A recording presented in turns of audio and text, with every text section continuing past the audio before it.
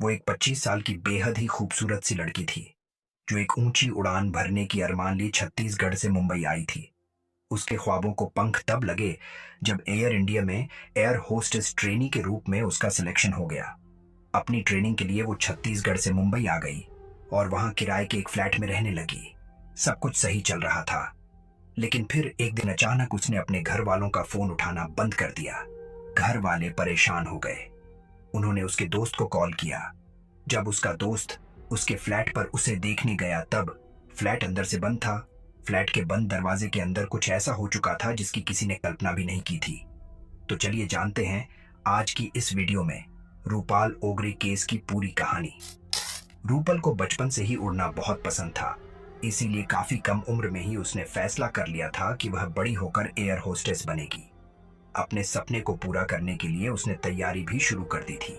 रूपल की मेहनत का ही यह नतीजा था कि उसकी तैयारी रंग लाने लगी और एयर इंडिया में एयर होस्टेस ट्रेनी के रूप में उसका सिलेक्शन हो गया। रूपल अब अपने सपने को पूरा करने के बेहद करीब पहुंच चुकी थी। उसकी जिंदगी में सब कुछ उसके प्लान के मुताबिक चल रहा था। अपने सपने को पूरा करने के लिए उसे छत्तीसगढ़ छोड़कर मुंबई जाना था। जिंदगी में कुछ पाने की ख्वाहिश लिए रूपल छत्तीसगढ़ छोड़कर मुंबई आ भी गई। मुंबई के अंधेरी इलाके में पहले से ही उसकी बहन अपने दोस्त के साथ एक फ्लैट में रह रही थी। रूपल भी अंधेरी में अपनी बहन के साथ ही रहने लगी। नए शहर में रूपल के लिए सब कुछ नया था, लेकिन उसकी बहन के अलावा उसके कुछ दोस्त भी पहले से इस शहर में रह रहे थे। इन सभी के सपोर्ट के साथ रूपल ने नए शहर में अपनी नई जिंदगी की शुरुआत की। शुरुआत में सब कुछ बढ़िया चल रहा था।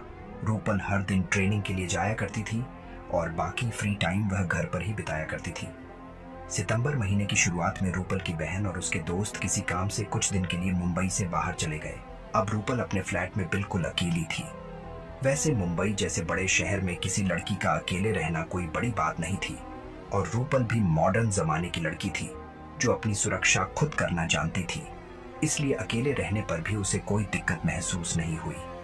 रूपल हर दिन ट्रेनिंग के लिए जाती और हर दिन वह अपने घर पर जरूर बात करती थी।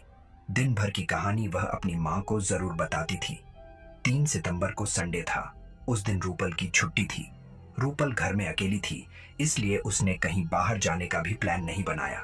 उसे अपने घर की साफ सफाई भी करवानी थी, इसलिए उसने घर पर ही रुके रहने का फैसला किया। 3 सितंबर को संडे था, इसलिए उसके घर वालों ने उससे बात करने के लिए दिन में ही उसे कॉल किया, लेकिन रूपल ने कॉल रिसीव नहीं की। उन्हें लगा कि शायद वह सो रही होगी, इसलिए पहली बार कॉल रिसीव न करने के मामले को उन्होंने हल्के में लिया। 1-2 घंटे बाद उन लोगों ने फिर से रूपल को कॉल किया, लेकिन इस बार फिर से रूपल की ओर से कोई जवाब नहीं मिला। बार बार कॉल किए जाने के बावजूद उधर से कोई रिस्पॉन्स ना मिलने पर अब घर वालों को थोड़ी घबराहट होने लगी। फॉर्चुनेटली रूपल के घर वालों के पास उसके एक दोस्त का नंबर था। रूपल के घर वालों ने उस दोस्त को कॉल किया और बताया कि रूपल उनका कॉल रिसीव नहीं कर रही है। उन्होंने कहा कि अगर पॉसिबल हो तो रूपल के पास जाकर देखो कि वो कॉल रिसीव क्यों नहीं कर रही है। रूपल के घर से कॉल आने के बाद उसका दोस्त रूपल से मिलने उसके फ्लैट पर गया, लेकिन उसने वहां देखा कि फ्लैट का दरवाजा अंदर से बंद है। उसने काफी देर तक डोरबेल बजाई, लेकिन अंदर से कोई रिस्पॉन्स नहीं मिला। अब रूपल के दोस्त को किसी अनहोनी की आशंका होने लगी थी। उसने रूपल के घर वालों को कॉल करके वहां की स्थिति के बारे में बताया और फिर उसने पुलिस को भी कॉल किया। थोड़ी देर बाद पुलिस वहां पहुंच गई। दरवाजा अंदर से ही बंद था, इसलिए पुलिस को लॉक तोड़कर अंदर घुसना पड़ा। घर के अंदर जाने पर पुलिस को रूपल कहीं पर भी दिखाई नहीं दी। पुलिस ने हॉल में, बेडरूम में, किचन में, हर जगह तलाशी ली, लेकिन रूपल का कहीं सुराग नहीं मिल रहा था। घर के सारे हिस्से की तलाशी लेने के बाद पुलिस को ख्याल आया कि उसने बाथरूम चेक नहीं किया है। वैसे पुलिस को कुछ खास उम्मीद नहीं थी कि बाथरूम में कुछ होगा भी, लेकिन एक पुलिस वाला जब बाथरूम में चेक करने गया तब बाथरूम का दरवाजा खोलते ही उसकी चीख निकल पड़ी। जिस रूपल की तलाश वह सारे घर में कर रहे थे, वो रूपल खून से लटपट बाथरूम के फर्श पर पड़ी हुई थी। आनन फानन में रूपल को कूपर अस्पताल ले जाया गया, लेकिन रूपल की सांस उससे पहले ही थम चुकी थी। रूपल पर किसी ने हमला किया था। हमलावर ने रूपल का गला रेता था। जब घर वालों को रूपल के मौत की जानकारी दी गई तब मानो उनकी तो दुनिया ही उजड़ गई। कितने अरमानों से उन्होंने अपनी बिटिया को मुंबई भेजा था, लेकिन मुंबई आकर उनकी बेटी का ऐसा अंजाम होगा उन्होंने सपने में भी नहीं सोचा था। रूपल के घर वालों पर दुखों का पहाड़ टूट पड़ा था। उनको अपनी बेटी के जाने का दर्द तो था, लेकिन साथ ही मन में एक और सवाल था। एक अनजान शहर में उनकी मासूम सी बेटी की जान का दुश्मन कौन हो सकता है? पुलिस ने जब घर वालों से पूछा कि क्या रूपल की किसी से कोई दुश्मनी थी, तब उन लोगों ने इससे इनकार किया। घर वालों का कहना था कि रूपल जैसी मासूम लड़की की किसी से कोई दुश्मनी हो ही नहीं सकती है। घर वालों से कोई क्लू न मिलने पर पुलिस ने अपने लेवल से जांच शुरू की। जिस सोसाइटी में रूपल रह रही थी, पुलिस ने सबसे पहले उस सोसाइटी का सीसीटीवी खंगालना शुरू किया। सीसीटीवी फुटेज के जरिए सस्पेक्ट को आइडेंटिफाई करने में पुलिस को ज्यादा समय नहीं लगा। सीसीटीवी फुटेज में पुलिस को अधेड़ उम्र का एक शख्स रूपल के घर से निकलता हुआ दिखाई दिया। पुलिस ने जब उस शख्स के बारे में पता लगाना शुरू किया, तब पता चला कि यह शख्स इस सोसाइटी में क्लीनर का काम करता है। उसका नाम विक्रम अटवाल है और उसकी उम्र लगभग 40 साल के आसपास है। 3 सितंबर को रूपल के घर से पुलिस को बस एक वही शख्स निकलता हुआ दिखाई दिया था, प्राइम सस्पेक्ट के रूप में। पुलिस ने उसकी तलाश शुरू की। घटना के 8 घंटे के भीतर ही पुलिस ने विक्रम को दबोच भी लिया। हिरासत में लेने के बाद पुलिस ने उससे पूछताछ शुरू की। शुरुआत में तो विक्रम टाल मटोल करता रहा। उसने पुलिस को बस इतना बताया कि वह रूपल मैम के यहाँ टॉयलेट क्लीन करने गया था। क्लीनिंग के बाद वह वापस आ गया। उसके बाद वहां क्या हुआ, उसे इस बात की कोई जानकारी नहीं है। पुलिस को विक्रम की बातों पर जरा भी यकीन नहीं था, इसलिए पुलिस ने पूछताछ के दौरान अपनी सख्ती बढ़ाई। पुलिस के बढ़ते दबाव के बाद विक्रम टूट गया और उसने पुलिस के सामने सारी सच्चाई उगल दी। यह घटना 3 सितंबर को सुबह 11 के आसपास हुई थी, लेकिन इसकी कहानी 2 दिन पहले 1 सितंबर को ही लिख दी गई थी। विक्रम अपने काम में बड़ा सुस्त था। वो ठीक ढंग से घर की सफाई नहीं करता था। रूपल को विक्रम का यह रवैया पसंद नहीं था। विक्रम के काम करने के तरीके पर रूपल ने उसे टोकना शुरू किया। फ्राइडे यानी 1 सितंबर को जब विक्रम रूपल के घर की सफाई करने आया, तब रूपल ने उसे अच्छे से सफाई करने की बात कही। रूपल की यह बातें सुनकर विक्रम को गुस्सा आ गया। गुस्से में आकर उसने रूपल से बहस करना शुरू कर दिया। बहस के बाद यह मामला तो वहीं शांत हो गया। रूपल इस घटना को लगभग भूल भी गई, लेकिन शॉर्ट टेम्पर्ड विक्रम इस घटना को भूलने के बजाय रूपल से बदला लेने के बारे में सोचने लगा। एक छोटी सी बात को लेकर ही उसने खतरनाक प्लान बनाया। उसे पता था कि संडे को रूपल घर पर ही रहेगी और फिलहाल वह घर पर अकेली भी है। बस इसी मौके का फायदा उठाकर उसने खतरनाक प्लान बनाया और संडे को सुबह लगभग 11 बजे वह टॉयलेट क्लीन करने के बहाने रूपल के घर पहुंच गया। रूपल को लगा कि यह क्लीनर बस अपना काम करने आया है, लेकिन यहाँ विक्रम की इरादे तो कुछ और ही थे।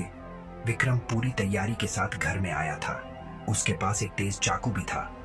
टॉयलेट क्लीन करने के लिए विक्रम बाथरूम की ओर गया। विक्रम ठीक से काम कर रहा है या नहीं, यह देखने के लिए रूपल भी उसके पीछे गई। रूपल जैसे ही बाथरूम के दरवाजे तक पहुंची, विक्रम के अंदर का वहशी दरिंदा जाग गया। उसने अपना काम छोड़ा और रूपल को दोनों हाथों से पकड़ लिया। उसने रूपल के साथ जबरदस्ती करने की कोशिश की। रूपल ने उसका विरोध किया। रूपल ने अपने हाथों से उसके शरीर के कई हिस्सों को नोच डाला, जिससे विक्रम बौखला गया और उसने अपने पास रखी चाकू निकाल लिया। उसने चाकू के बल पर रूपल के साथ जबरदस्ती करने की कोशिश, लेकिन रूपल अब भी उसका विरोध कर रही थी। रूपल के विरोध के कारण उसके खुद के चाकू से ही उसका हाथ कट गया। हाथ काटते ही अब विक्रम का गुस्सा 7वें आसमान पर पहुंच गया।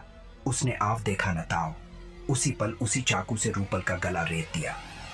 बेचारी रूपल वहीं बाथरूम के फर्श पर गिर पड़ी और उसके शरीर से खून की नदियां बहने लगी। रूपल को उसी हालत में छोड़कर विक्रम वहां से भागकर अपने घर पहुंचा।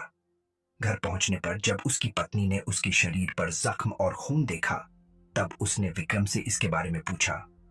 तब विक्रम ने जवाब दिया कि टूटे हुए कांच उठाने की कोशिश में वो गिर गया और उसे इतने सारे जख्म मिल गए। आपको बता दें कि विक्रम की पत्नी भी उसी सोसाइटी में क्लीनर का काम करती थी। वह अपनी पत्नी और 2 बेटियों के साथ मुंबई के पास के पोवईटुंगा गांव में रहता था। घर पहुंचकर उसने अपने कपड़े चेंज किए और फिर घर से चला गया। उसने एक डॉक्टर के पास जाकर अपने जख्मों का इलाज भी कराया और फिर पुलिस के डर से इधर उधर भागने लगा। लेकिन इससे पहले कि वह कहीं दूर भाग पाता, कानून के हाथ उस तक पहुंच गए और वह पुलिस के गिरफ्त में आ गया। विक्रम को पोवई पुलिस ने गिरफ्तार किया था, लेकिन रात में उसे कस्टडी में अंधेरी में रखा जाता था। पुलिस को विक्रम की 5 दिन की कस्टडी मिली थी। यह कस्टडी 8 सितंबर को ही खत्म होने वाली थी। 8 सितंबर को उसे पुलिस के द्वारा कोर्ट में पेश किया जाना था। Powai police custody period extend करवाने की कोशिश में थी। 8 सितंबर की सुबह कोर्ट जाने से पहले विक्रम टॉयलेट गया, लेकिन वह काफी देर तक टॉयलेट से बाहर नहीं निकला। जब काफी देर तक वह बाहर नहीं निकला तो पुलिस को कुछ संदेह हुआ। इसके बाद पुलिस टॉयलेट का दरवाजा तोड़कर अंदर घुसी। जब पुलिस अंदर गई तब उसने देखा कि विक्रम अटवाल छत से लटक रहा है। उसके गले में उसके अपने ही पैंट से बनाया गया फंदा मौजूद था। उसने अपने पैंट का फंदा बनाकर छत में लगे एक पाइप से उस फंदे को बांधा और खुद उस फंदे से लटककर अपनी जान दे दी। 5 दिन पहले ही जिस इंसान ने दरिंदगी की हद पार करते हुए एक मासूम सी लड़की की जान ले ली थी, आज खुद उसने अपने ही हाथों अपनी जिंदगी खत्म कर ली। तो दोस्तों, यह थी रूपल ओगरे केस की पूरी कहानी। उम्मीद है आपको आज की यह वीडियो पसंद आई होगी। अगर हाँ तो इसे लाइक करें, अपने दोस्तों के साथ शेयर करें और ऐसे ही और भी वीडियो देखते रहने के लिए हमारे चैनल को सब्सक्राइब जरूर करें। Thanks for watching.